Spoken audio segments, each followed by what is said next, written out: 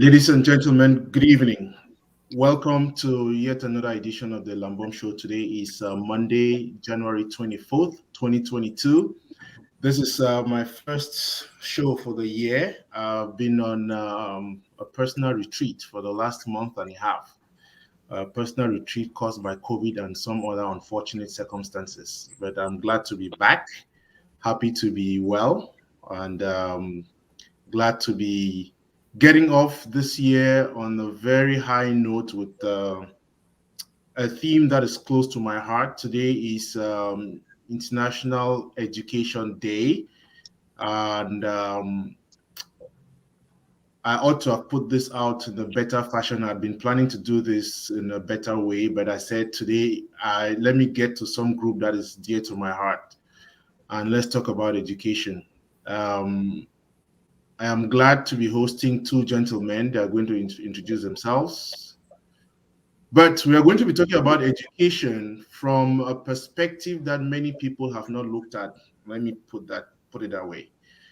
I come from Cameroon originally. I went to an all-boys school called Sacred Heart College, Mendem. And very often when you taste of excellence, you also want others to share in that excellence.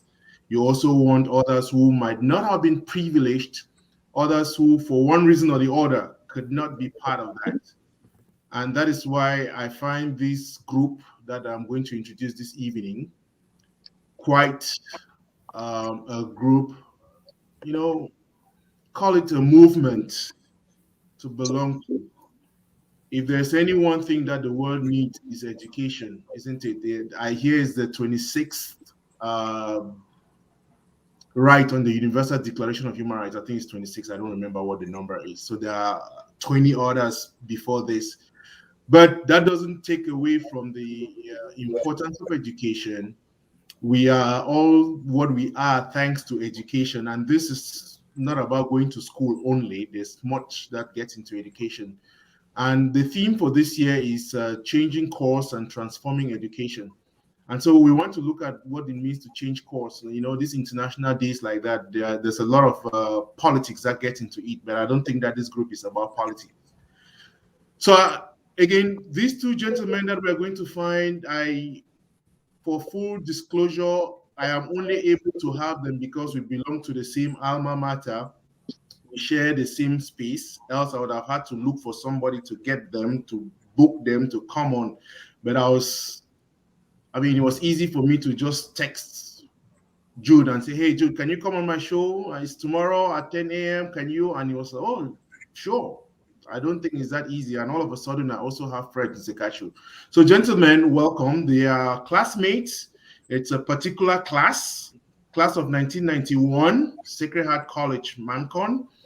Friends, family, and you also see some women who have become part of the movement. But I'm glad to bring on the team at the Mendem Foundation. That's what it's called, Mendem. So we have Mr. Jude Kijem and Mr. Frederick Zekashu. Welcome, gentlemen. Thank you very much. Thanks for having us. So I'll let you guys introduce yourselves, then talk about your movement. Why don't we begin with you, Jude? Yes, so Jude Kijem, class of 91, Sacred Heart College. I currently live in Beaufort, Georgia, and I am the chairman of the Mendem Foundation.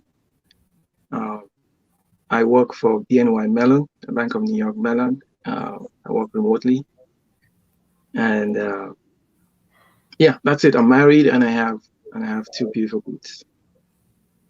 Yeah, and there's one of them who's supposed to be the most serious person, because I remember the last time you and I were talking, I think they were all away and you're waiting for them to come by. I just saw pictures of your beautiful family having received copies of their book written by one of our children. Right, exactly. Yeah. I'm going to host him next Saturday.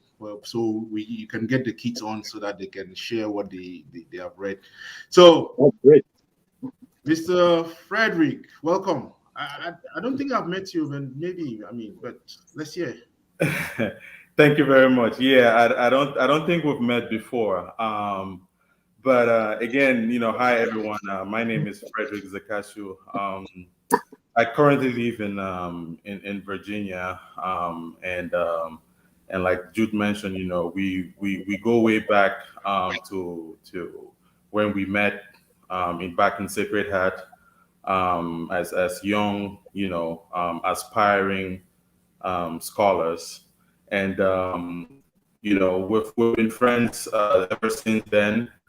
Stayed in touch, and definitely when this opportunity came up, we definitely thought that this was something that was dear to our hearts. And so, this whole movement came from, just us being together and, from sharing that common background. So, again, just a little bit about myself. Like I mentioned, I live in Virginia. I work for the Department of Homeland Security. And I have two kids. One is 6 and one is 2. And I try to, make them involved in what I'm also in this charity that we're all involved in. So again, these are all young men. Unfortunately for the audience, there's nobody who is searching. If you are looking to harvest any, I'm sorry, they are all gone and they are all parenting. But it seems as if of all, I don't, class of 84, isn't it? So if you look at the list of people who are registered, you see that there are only about 3 people in my class of 1984 who are really registered in SHESA, Sacred Heart Ex-Students Association in the USA. But you see a lot of the people in the 90s. So it seems as if there's something peculiar about these classes. What is it that makes the class of 91 so special? And not only in terms of coming together, that led you guys to bring up this foundation to birth? I don't know. I think we have been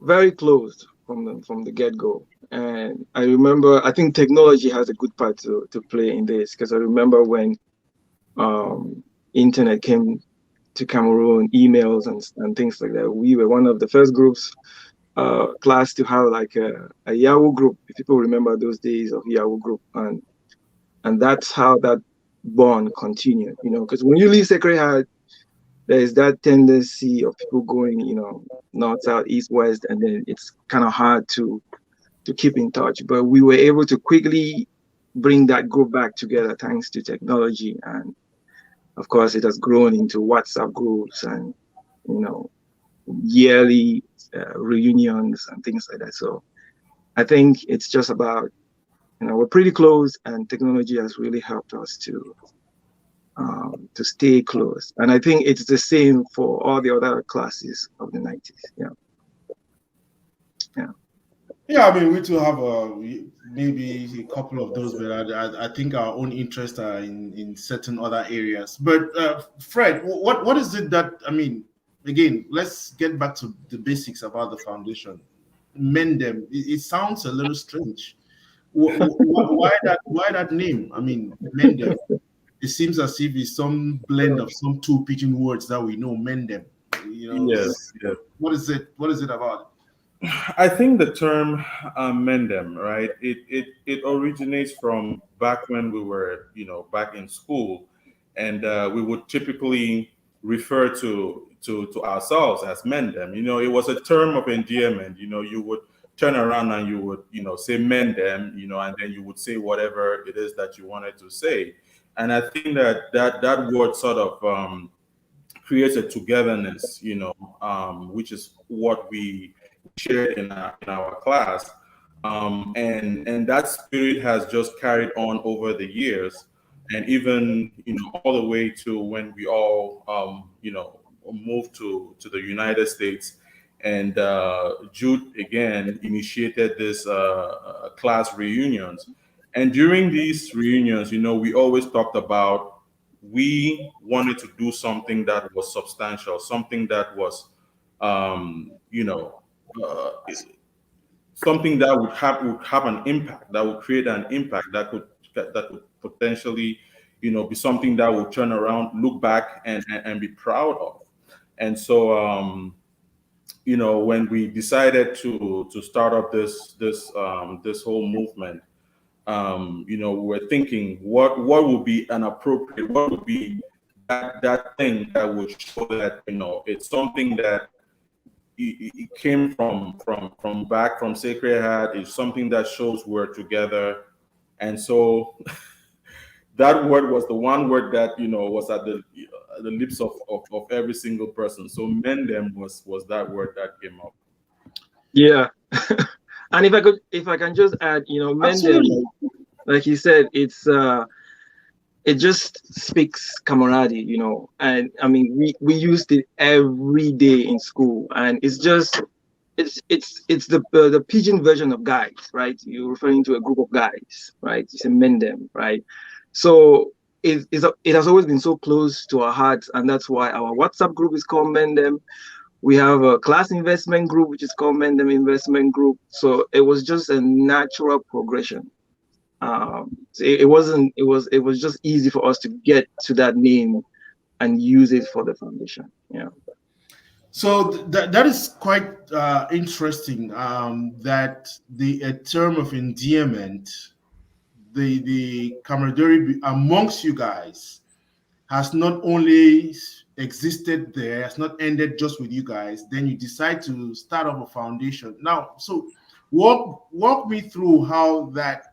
Idea of a foundation. And again, before we get down, if you are just joining us, you are on the Lambom Show. We are talking to founders, members of the Mendem Foundation. And if you want to find out more about them, you have the address right there, mendemfoundation.org, mendemfoundation.org, members of the Mendem Foundation. So, Jude, tell us about what is the motivation? What is motivating you? I mean, it's okay for people to come together, build that family bond, and then leave it at that. Why do you think you have to go one step beyond?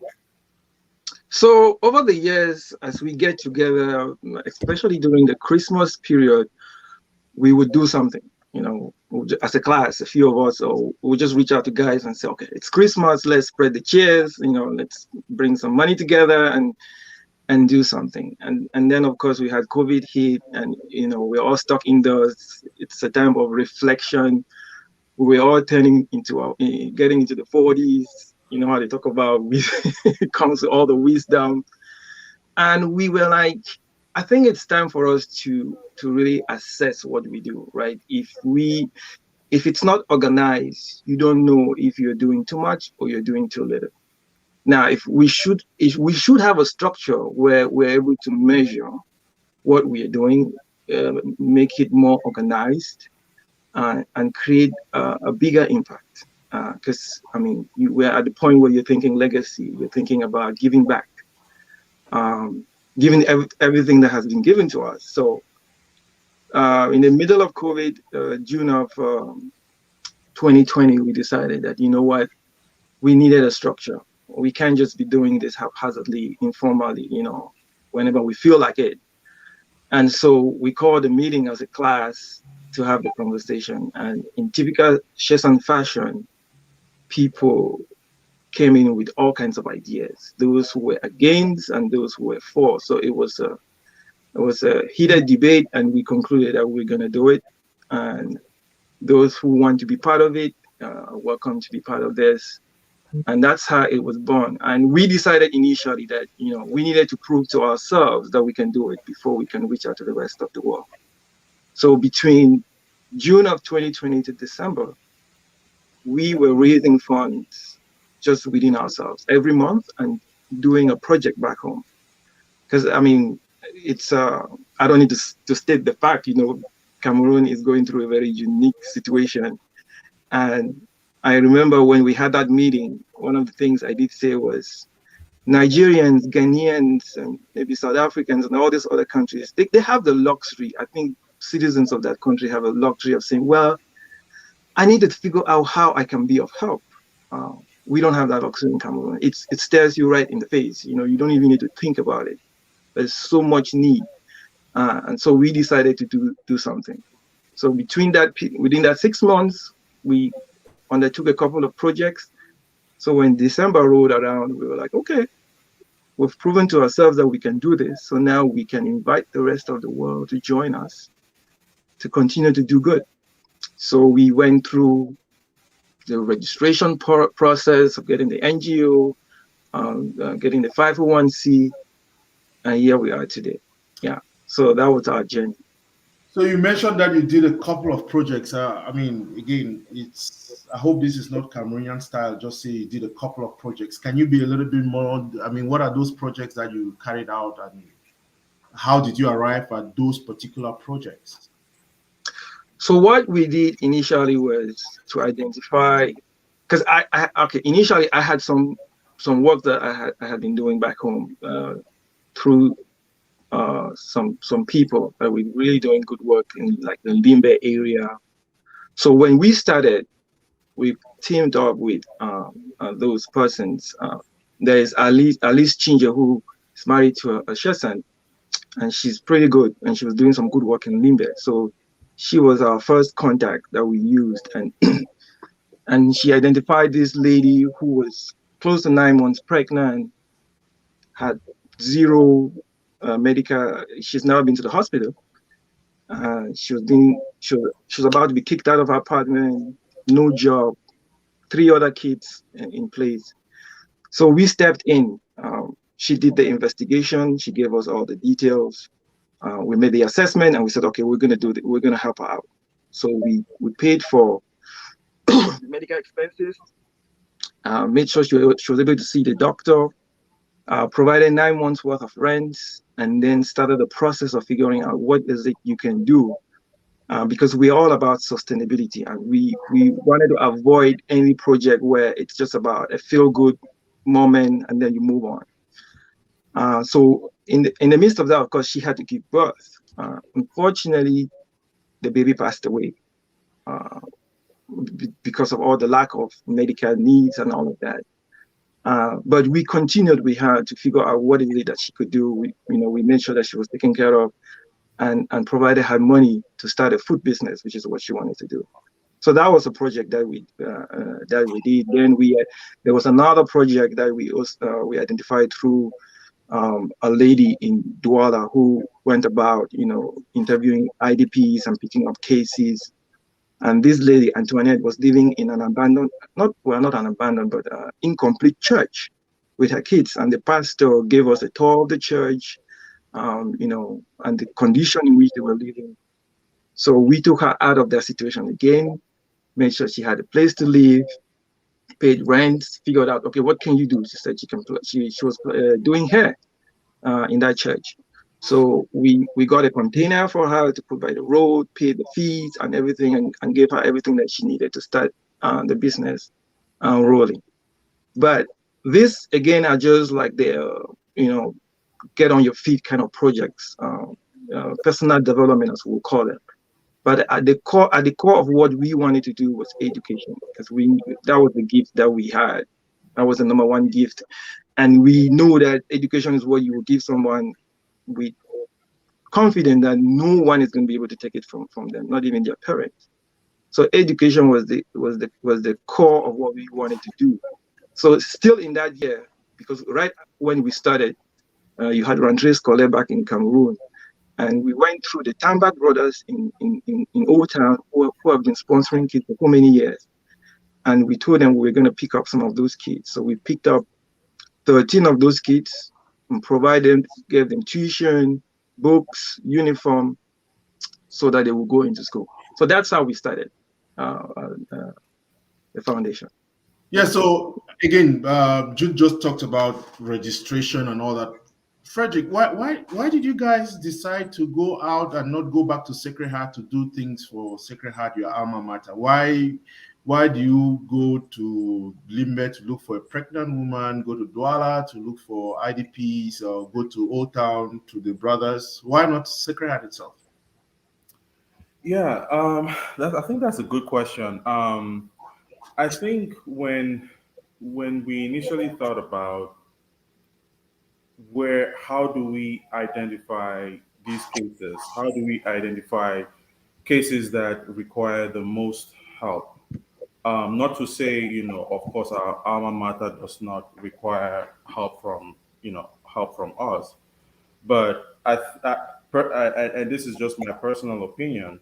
I just feel like we have a lot of people, including us, who have provided some form of assistance to our alma mater, be it in kind or in cash or by whatever form of contribution, to help improve the institution that made us Mendem, right? But we wanted to go beyond that because we do recognize that there are so many areas, so many people that also need help, and we, identified through the help of some of the people on the ground. We're able to identify some of these individuals whom we felt, could benefit a lot from what we were doing. And I also believe that, part of education is really educating people how to better themselves, how to better their situation. And what we do is really to help these people figure out what is that skill that they have, what is that gift that they have that they can tap into, to better themselves, to sustain themselves, and not just themselves but also their families. And so going beyond and identifying all these cases, has actually been a learning journey for us. And we're extremely proud about that. So, Jude, you mentioned that you guys are registered. So, and my understanding of it, you are registered both in Cameroon and in the United States, or registered just in Cameroon. And walk me through that process, because I know it can be very tricky registering NGOs in Cameroon. I mean, I don't know what the experience was. And again, I presume because you are going to be collecting donations from people in the United States, you are registered as a 501c3. I don't know, but walk me through that process. Yeah, so so we are registered here, and we are actually in the process of doing the registration back home. And of course, we're using talent within the house. So we're using classmates that are lawyers within the class to go through that process. Yes, it is a little tricky a process, but we have been assured that it's not only a doable process, but it will be done. So we have completed the. Sorry. Sure. you can tell the boss is out there. Yeah, but yeah, we are actually at the process in the middle of that process of doing that registration in Cameroon. Yeah. So the registration here is done. The one in Cameroon is ongoing. Yeah. Okay, so I mean, I presume that because you are registered here in the US, that is not something that is a difficult process. So, Mr. Anzekatu, what are some of the things that you guys, some of the projects that you guys are currently engaged in? Oh, okay. So we are engaged in, well, we have four major areas that we group all of our projects under. We do have the economic program, where we try to identify certain communities that need, development, and we try to, for instance, we have a community in Boya, which is in the southwest region of Cameroon, in Bokova, and they have an orphanage in that community that they suffer from, water scarcity. And so we were able to identify, the fact that if we developed a borehole in that area and developed a well for them, it would actually, improve their conditions. And so that's one project that we have. So the orphanage project, in Bokova. And then as far as our medical outreach program, we do have a collaboration effort with another NGO on the ground, Reno, where we're supporting them with the um, um, The period poverty project. the period poverty campaign, which is really just bringing that education to young girls who are, getting to that maturity age, helping educate them on how to, on, the health, conditions around that surround that period, when they start getting mature and they start having their period, and also how to properly take care of um, that condition. I don't I hate calling it. It's not really a condition, but start taking care of that. We also I mean, that is very important because again, Montgomery County here just passed a law, together with DC, I think, where every school is required to have these hygienic things for girls in every bathroom. I'm talking about the United States. Okay, they are passing a law asking that every school should have these hygienic pads in them. So I can imagine, I mean, if here is going to take a law, think about it in Cameroon. So I'm just going to say that that's a great great initiative. But go ahead, I just interrupted to say that. Yeah, and it's hard to believe that in a developed country, right? We're still struggling with issues like that, right? But what more of in developing countries, right? And but I think that through that program we've been able to help over 1,000 kids, at least educate them and also provide reusable pads for these young girls.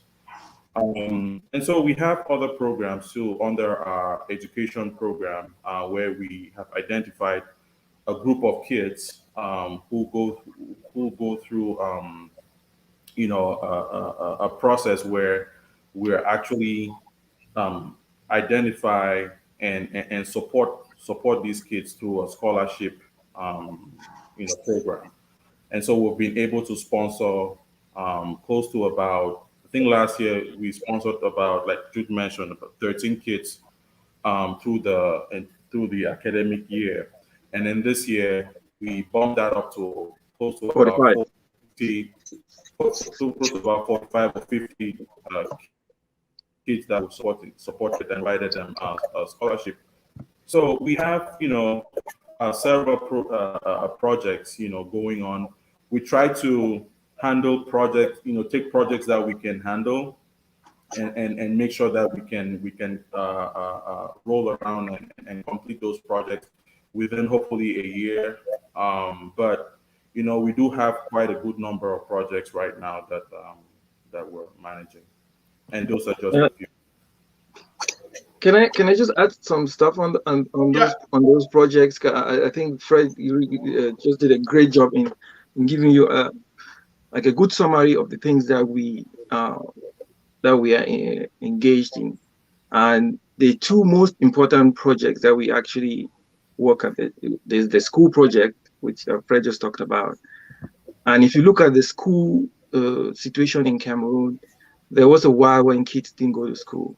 So you're talking about years of no school, and then now they have the opportunity to go back to school. But you have a lot of kids that are either displaced or parents, out of the picture for whatever reason, can't even afford to go to school. So they've lost a good number of years, and now they have an opportunity to go to school, and they can't go to school. So that again can just tell you how Sacred Heart, for example, will now be part of our focus area here, because we are looking at kids that are still struggling to get back into the classroom. And we are at a crossroads in Cameroon right now, where we can easily end up with the lost generation of kids that are had the potential, were willing to go to school, but for reasons beyond their control, they find themselves not in school. So we're trying to put these kids into classrooms. I mean, within our means. So we wish we could take all of them, but of course that's not possible given the number. But we want to keep growing that number, because when you find a 17-year-old going to class 6, going to Form 1, which are things we cannot relate to because we did not grow in that kind of a situation. But that's what we are faced with. So we're trying to arrest that problem, bridge that gap where kids are not just lost. Because if they don't go to school, then they end up in the streets. You know, we're talking about thieves, prostitutes, whatever. So we have kids in Bamenda, we have kids in Limbe, we have kids in Boya, we have one in Yaoundé, we have 5 in Yaoundé, we have one in Douala, we have one in Konsamba. So it's from primary school all the way to university, that in that area. So that is to the core of what we really want to do. And I mean, as much as the money is available, we'll keep sponsoring all these kids. And it's a very holistic approach to education, right? Not only books, tuition, education, but follow-ups, remedial classes. Right now, we instituted preps for the kids in Boya because there was poor performance. You know, when kids are out of school, you know all the things that can occur with that. And so now we're looking for ways to get them further help. Just not classroom, paying the fees and letting them. So now they have preps and they're supposed to attend preps, and we have to take care of that. But we also try to give them extracurricular activities. So it's not just about the education. So that's why during the Christmas period, we send them down to Limbe to have fun. We celebrate birthdays. We give them gifts, so they feel that sense of belonging. Because a lot of them have lost a lot in that period. So that's cool. Period poverty is one that we had no idea when we started. It was not in our radar until we came across a classmate of mine, Doris Ngo. She's an amazing lady doing some amazing work in my 16. She has an NGO called Royalty War, and through Royalty War, she's been able to do a lot of stuff. And period poverty is one of those things that they do, and it's one of those things where you don't think about it, but when someone tells you about it, you be like, wow, it's a no-brainer. Because if a child can't eat, then how are they going to take care of their menstrual cycle? If parents don't talk to the kids, how are they going to be educated about their menstrual cycle? So we quickly learned that girls, the dignity of the girl child, a lot of those kids lose their self-esteem at that age because of the shame and the stigma that is attached to this. Some of them don't even know what's going through their bodies, and you go through this damage. So now you're talking about restoring the dignity of the girl child. But what we're trying to do is preserve the dignity of the girl child, so you don't have to restore it at any point in time. And it's about providing them with washable pads, because disposable pads is not the best way to go. You can't keep providing disposable pads. Washable pads are not only environmentally friendly, but it's very practical, because these girls can use these pads for like 2 years before they require change. And then, of course, the education that comes with it. So the girls know what to anticipate that's going to happen to their bodies. The parents know to educate their kids and talk to them and let them know this is not a taboo. The boys should not shame the girls and help them, go through this process and things like that. So we are happy that we have ladies coming on board now, and they've come up with this term called Dignity Ambassadors. And it's all about recruiting more girls and ladies and men to join the cause, to create awareness, to raise funds. We start next month, and we plan to do it every month, and we encourage people to join this movement. And you could do it for your birthday, you could do it for your daughter, whatever it is that we will run a drive for you anytime. But we want to be able to reach as many girls as possible and educate them and provide them with those paths. There's a book that is coming out, it's going to be alongside this, called My First Period, mostly compilation of girls telling their stories. And Jude Kijem, one of our own Chesans, has agreed to actually read that book and help for the production of the book for us. So we're excited about this year, and that's just a little tidbits on the projects that we've been working on. That's quite rich. For the production of the book for us. So we're excited about this year, and that's just a little tidbits of the projects that we've been working on. That's quite rich for the production of the book for us. So we're excited about this year. Hold on 1 second. Good. Sorry about that. But again, that's quite an impressive piece. Mendem is not just staying with Mendem; it's actually going beyond the men and doing things for the women who made the men they are. But there's something that struck me with what you just said. I mean, a 17-year-old in Sacred Heart, 17, you should be in high school, because technically we went to Sacred Heart 10, 11, isn't it? So 17, you should already be in high school and going to, and it's a terrible situation based on the war that's going on in Cameroon. Many people don't know about it. Even those who know maybe don't care because of where they are and all that. And so it's a great work, and I really want to laud your efforts. Alice came on and she posed a question. As a formally established foundation now, can you please share your group's short-term and long-term goals? And I think you have one of your members who came up, Atani. I think that's you should be able to. I think it's a member of. Good questions. Supporting institutions is good, but those are structural assistance.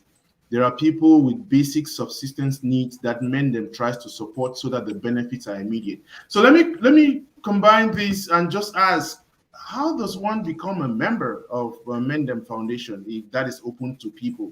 And I really want to take the opportunity to salute the efforts of Alice Chinje and Doris Ngum, if I got that correct. Those are two people who have helped in piloting your activities. So how does one become a member of this? And, is it open, or this is a closed club just to class of 91? Some of us may need to come to class of 91. Oh, no, it's not. It's not closed at all. It's not closed at all. And we have, we call them ambassadors, and Jejemina, it's one of them. So it's you can come in with cash or in kind, right? If you have a skill that you can offer us, you can go to our website.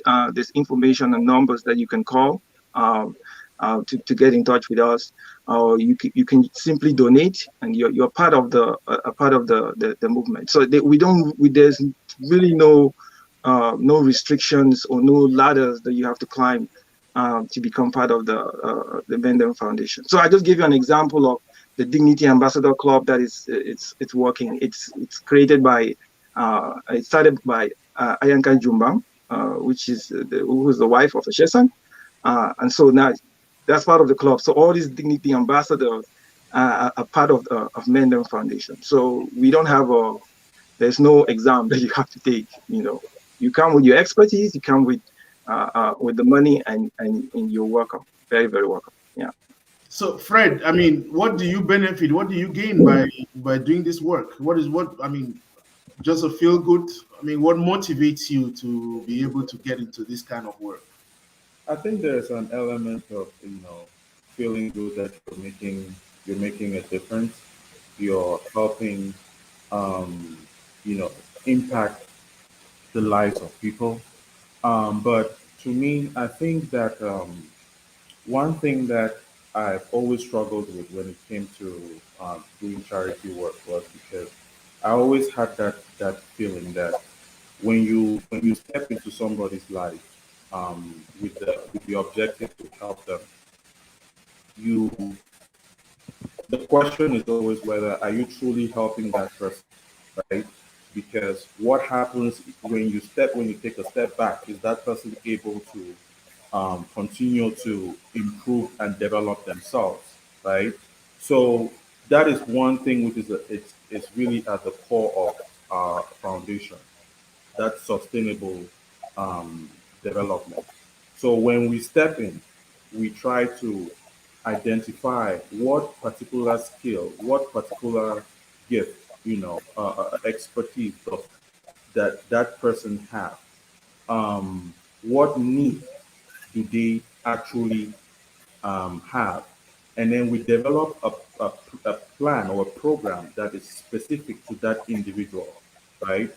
And then we help them um, get that particular thing that they need. So, for instance, we talked about this lady who was 9 months pregnant, was not able to get to go see a doctor, right? So we stepped in, we assessed her situation, and she told us, she wanted to be able to have a business so that she can sustain herself. She had what, 4 kids, who were relying on her, and so we were able to create a business for her and made sure that it was up and running. And then we came back, check on her to make sure that everything is still she's still following the plan, she's still following the program.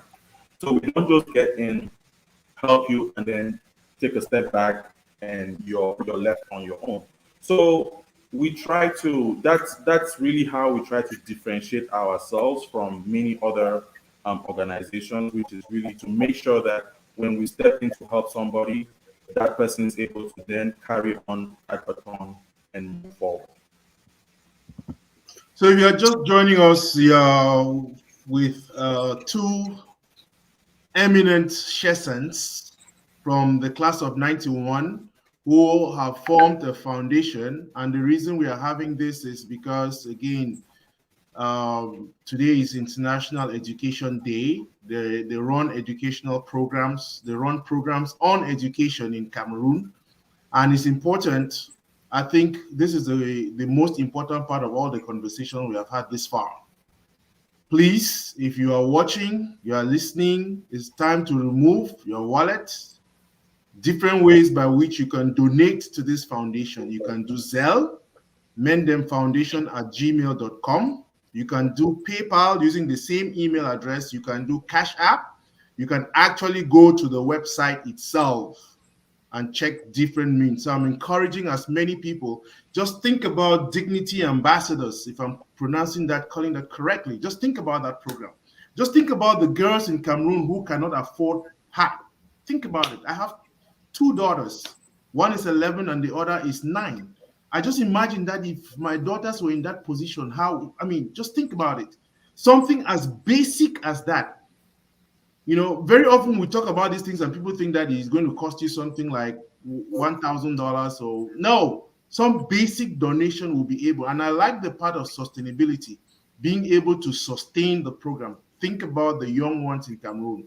Think about the people who need to go to school but cannot go to school. A whole lost generation we are going to have. And very often we think about big numbers. You can sponsor 1 child in primary school. You can take that you want to donate for books. You want to do 1 or 2 things for whoever you want to do. Here you have a credible foundation. You can check out the stuff that they have. You can check online. Okay. Just look at the profile of the people who make up the organization. Go to their website. You see medical doctors, bankers, all kinds of people, eminent people. This is an opportunity to be able to make a contribution. Even if it's a one-time donation, it's going to go a long way to help. So, Mr. Jude, let me not be singing the song for you. What are some of the things you need at this point? I think it starts with the money, right? Money. We definitely need the money to grow the programs that we have. We need more people to get involved and volunteer time and expertise.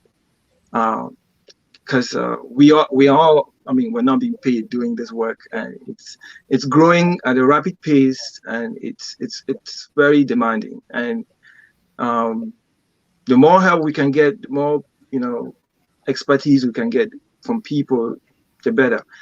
And we tend to look for collaborations, right? Because I think somebody made mention of something. I heard someone say there are too many NGOs.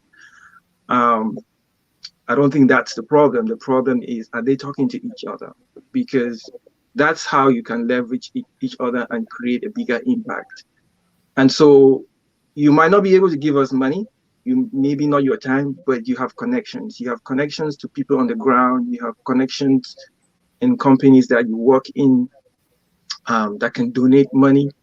You have connection with people that have knowledge of areas back home that really need help, or things that can help us facilitate the kind of work that we do. We will welcome all of that.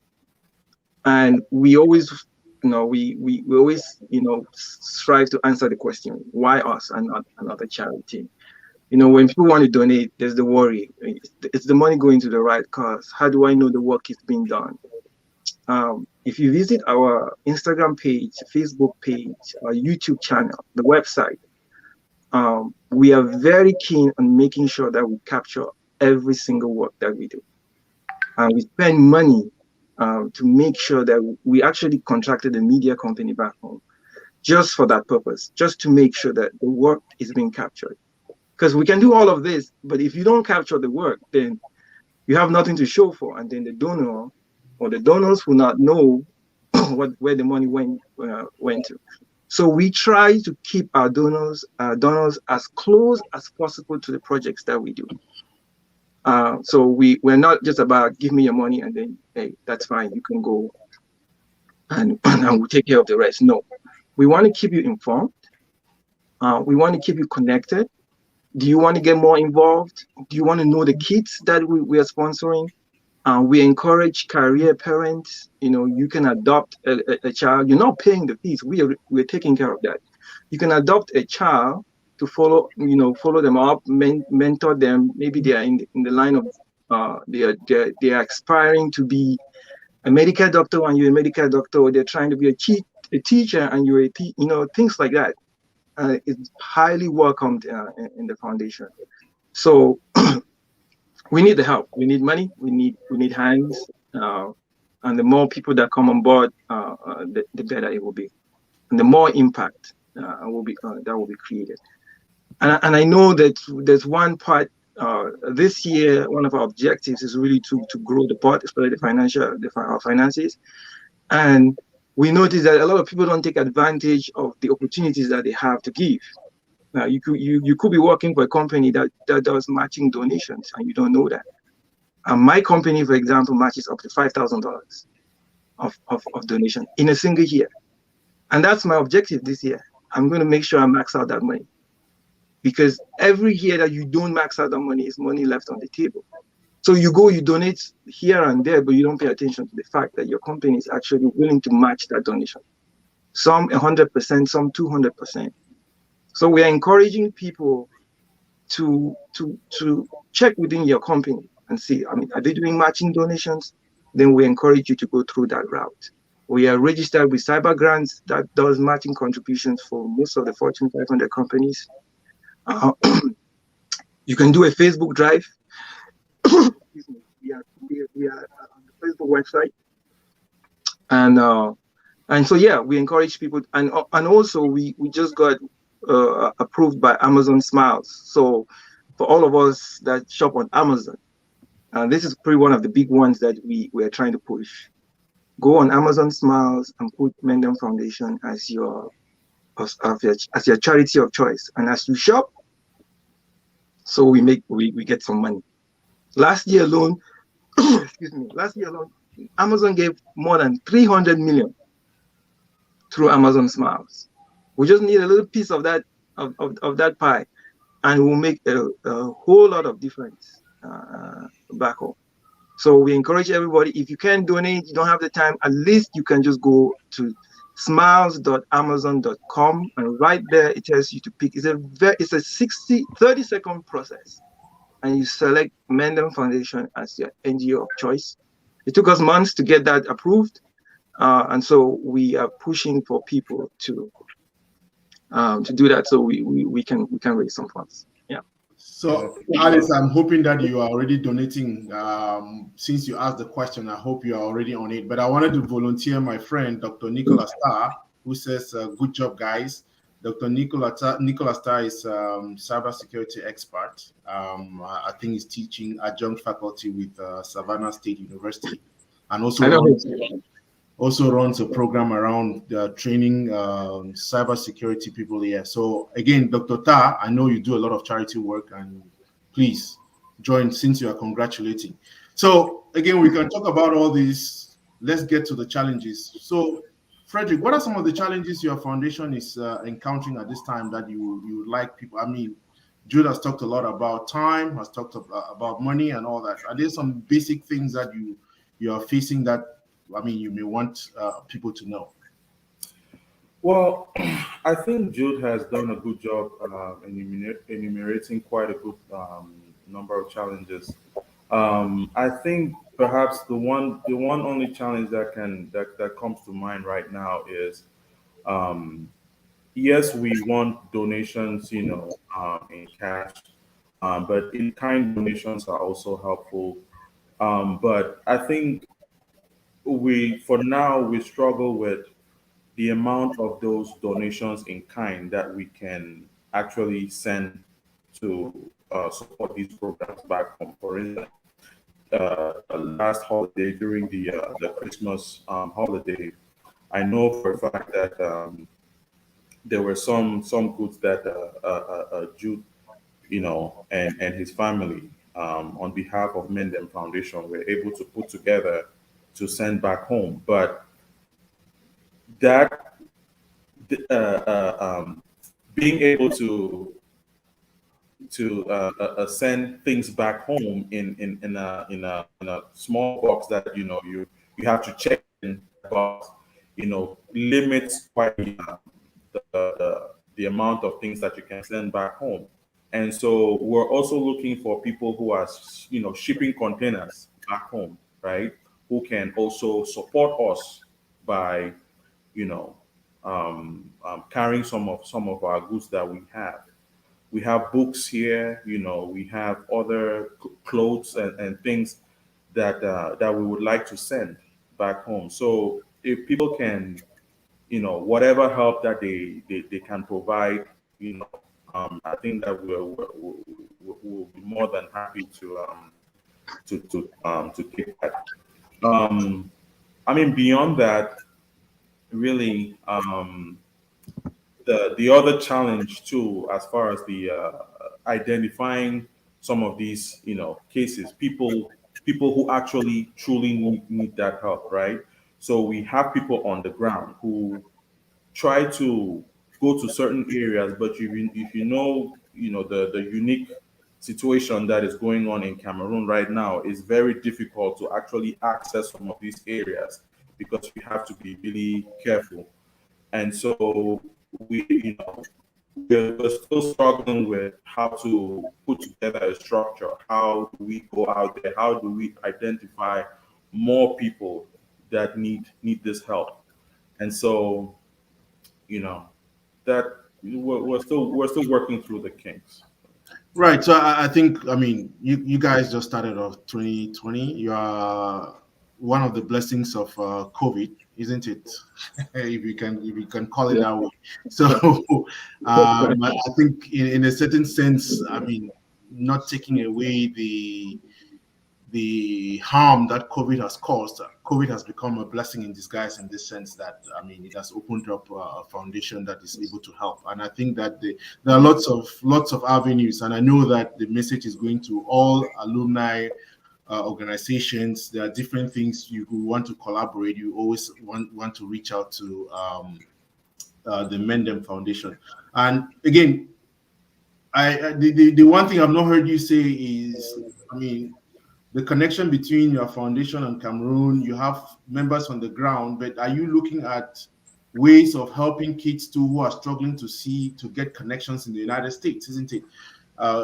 This internet connection may be a problem, but there's a way in which you can connect kids back home to kids here, and you can partner that way. You know what we used to have in Sacred Heart, Temper.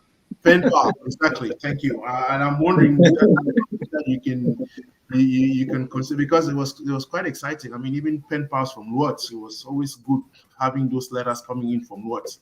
But I am wondering how you are using some of the experiences in Sacred Heart to guide you in how you structure educational programs. I mean, being far away and connecting kids across the ocean.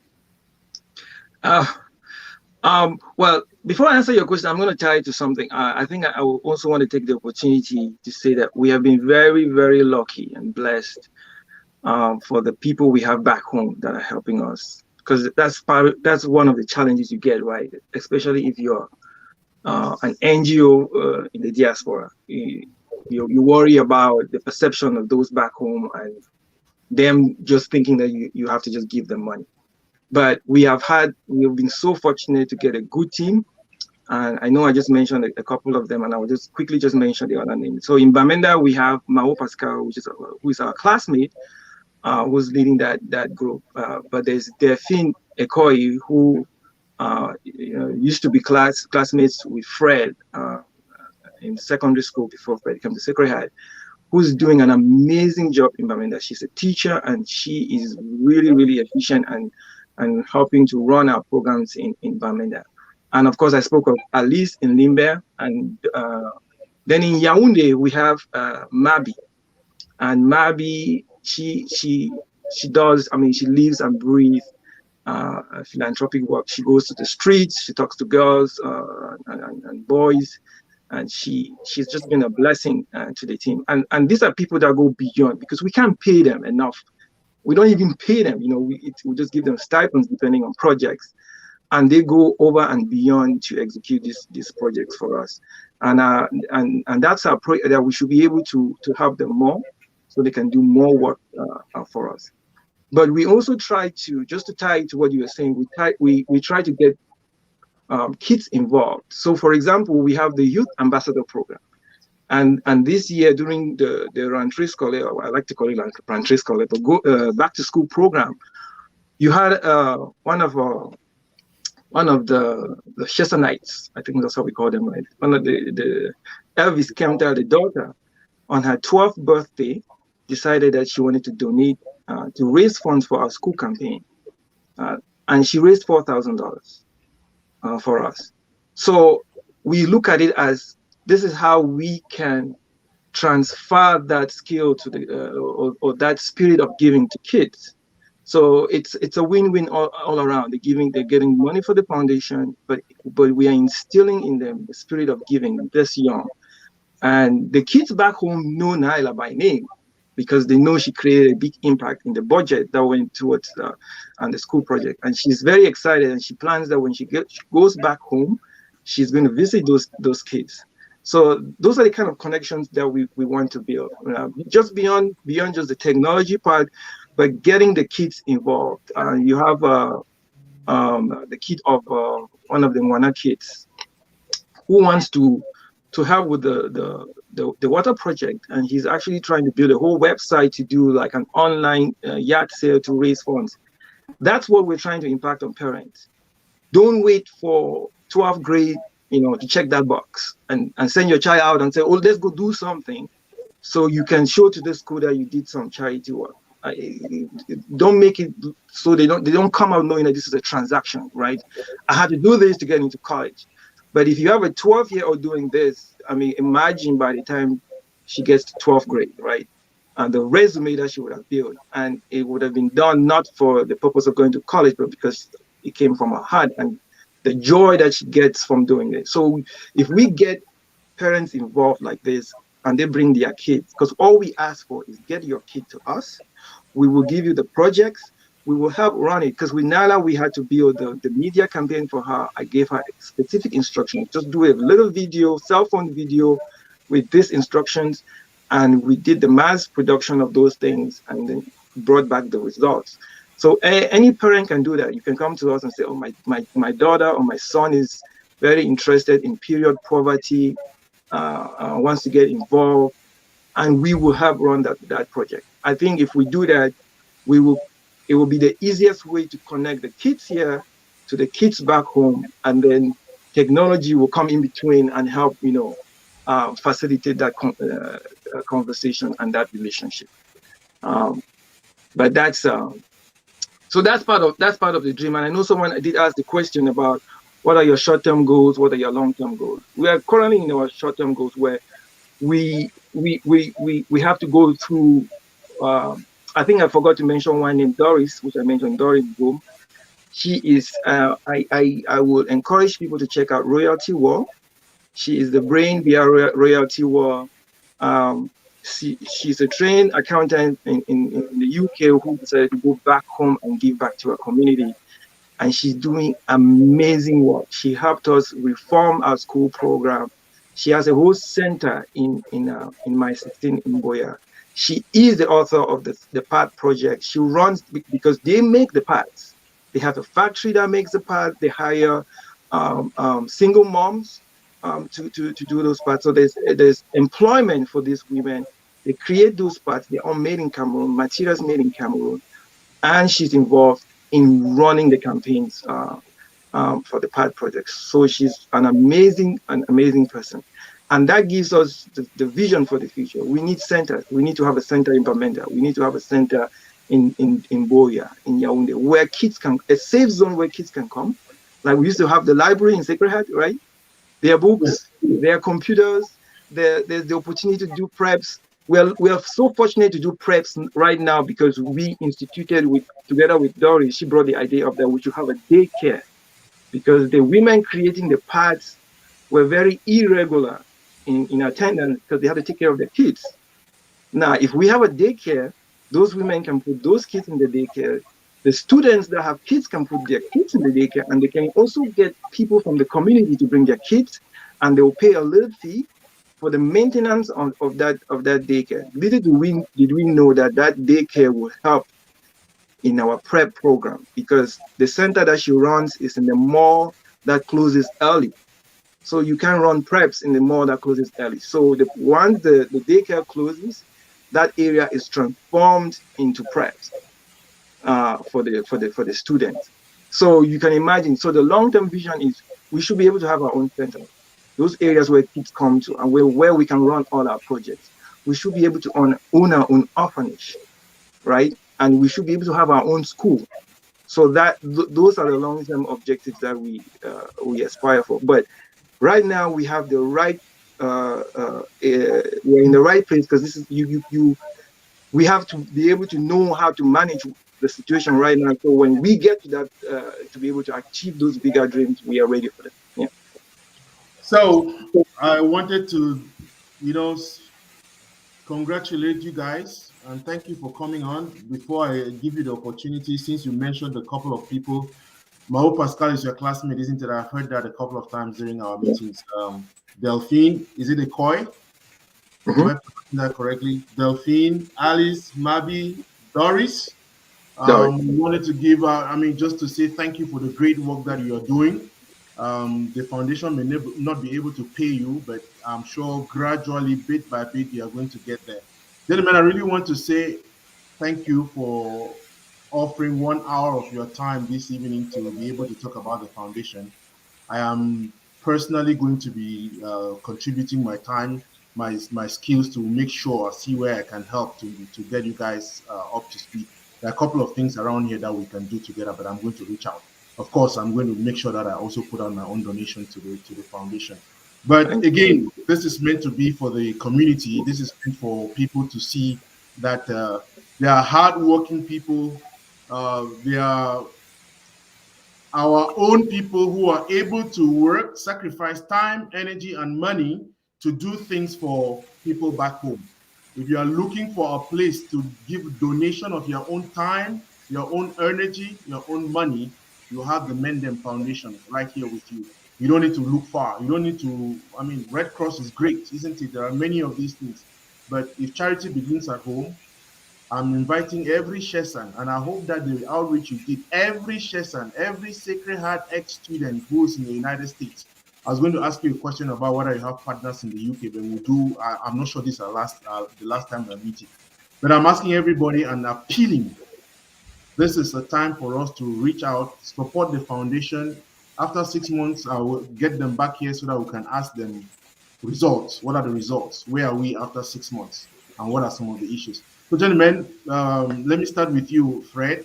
Any last words? Yes, absolutely.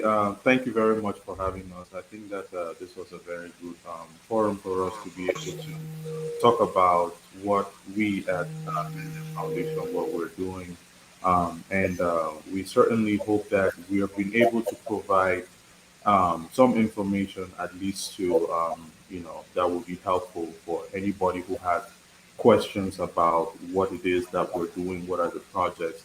And again, you can go to our website. You can read up on all the projects that we've done. We have videos there. You can go on there and see all the projects that we are currently involved in. And please, whatever amount, there's no amount that is small for a donation. Whatever amount that you can provide, whatever support that you can provide, be it in kind, any way, so maybe even volunteering your time, we certainly can use all the help that we can get at this point. But beyond that, thank you very much for listening to us, and thank you very much for having us on your show. Thank you. Thank you very much, Mr. Jude. Oh, I will start by thanking you so much for this opportunity. It was a great conversation. And just a couple of sessions I really want to thank. I want to thank DJ Minang, who was very instrumental in helping push this idea from the get-go, and who's been supporting us.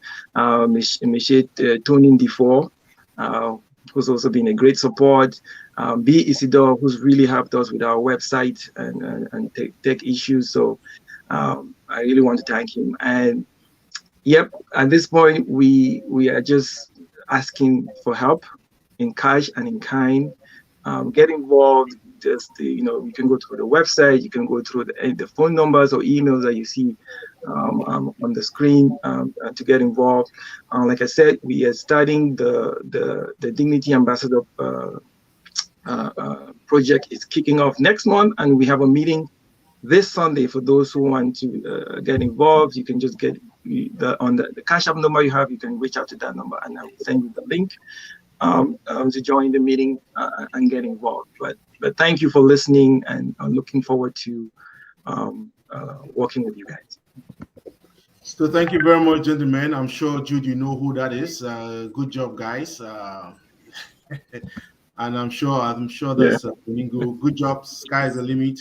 Again, ladies and gentlemen, thank you. Like I said, this is the first program for me this year, and I'm glad that I'm kicking off the year with the Mendem Foundation.